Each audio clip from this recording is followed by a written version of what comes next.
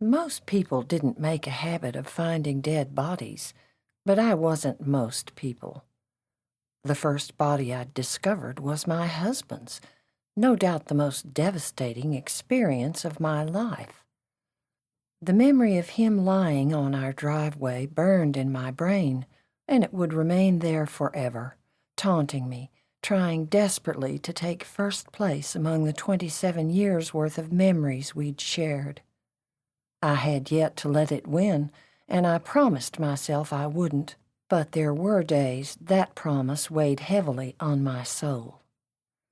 The second body I found belonged to the organizer of my town's Halloween festival, Tracy Fielding. I'd found her lying in a pseudo-pumpkin patch set up as part of the event. I wasn't at all prepared, but was anyone ever prepared to discover a dead body?